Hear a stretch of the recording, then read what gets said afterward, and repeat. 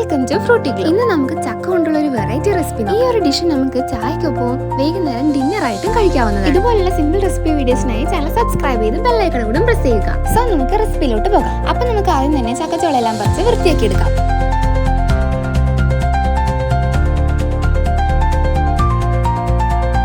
ചക്കച്ചോള വൃത്തിയാക്കിയതിനു ശേഷം ഇതുപോലെ വളരെ തിന്നായിട്ട് ചക്കച്ചോള മുറിക്കണം. ഇനി ഒരു ചട്ടിയിൽ ഞാനിവിടെ എടുത്ത ഗ്ലാസ്സിന് 1.5 ഗ്ലാസ് വെള്ളം ഒഴിച്ചു കൊടുക്കാം. അതിനുശേഷം ചട്ടിയിലേക്ക് 1/4 ടീസ്പൂൺ മഞ്ഞൾപ്പൊടി, 1/2 ടീസ്പൂൺ ഉപ്പും കൂടിയും ചേർത്ത് കൊടുക്കാം.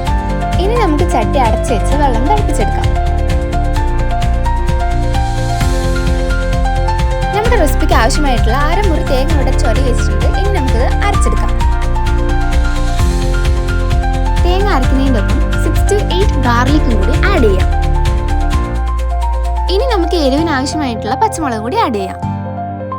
1/2 ടീസ്പൂൺ പെരുംജീരകം കൂടി ആഡ് ചെയ്യാം.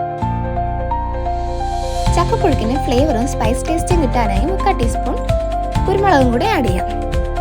1/4 ടീസ്പൂൺ ഉപ്പും ചേർത്ത് കൊടുക്കാം.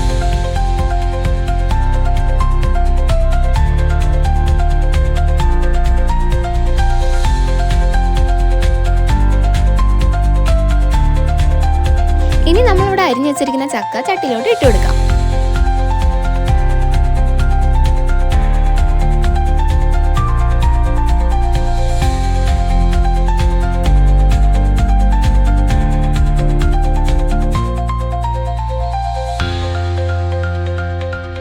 പത്ത് മിനിറ്റ് കഴിഞ്ഞതിന് ശേഷം നന്നായിട്ട് ഇളക്കി കൊടുക്കാം. ചക്ക നന്നായി ഇളക്കിയതിനു ശേഷം കറിവേപ്പിലയും അരച്ചു വെച്ചിരിക്കുന്ന തേങ്ങയും ചേർത്ത് കൊടുക്കാം.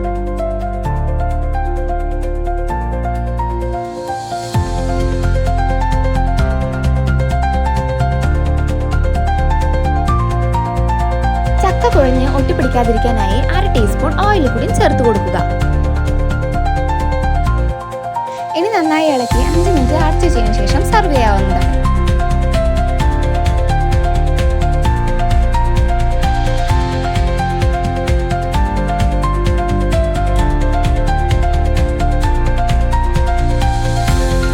ഇപ്പൊ നമ്മുടെ പെട്ടെന്ന് തയ്യാറാക്കാവുന്ന ചക്കപ്പുഴുക്ക് ഇവിടെ റെഡി ആയിട്ടുണ്ട്.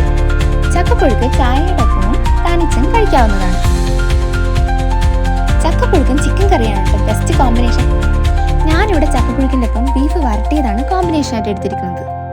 കപ്പയും മീൻകറിയും ബെസ്റ്റ് കോമ്പിനേഷൻ അല്ലേ? അതുപോലെ ചക്കപ്പുഴുക്കും ചിക്കൻ കറിയും അല്ലെങ്കിൽ ബീഫുമാണ് best combination. So friends, recipe try ചെയ്ത് നോക്കിയിട്ട് എങ്ങനെയുണ്ടെന്ന് കമന്റ് ബോക്സിൽ അറിയിക്കുക. വീഡിയോ ഇഷ്ടമായാൽ വീഡിയോ ലൈക്ക് ചെയ്യുകയും ഫ്രണ്ട്സിനും ഫാമിലിക്കും ഷെയർ ചെയ്ത് കൊടുക്കുകയും ചെയ്യുക. ഇതുപോലുള്ള കൂടുതൽ വീഡിയോസിനായി ചാനൽ സബ്സ്ക്രൈബ് ചെയ്യുകയും അടുത്തുള്ള ബെൽ ഐക്കൺ കൂടി പ്രസ് ചെയ്യുക.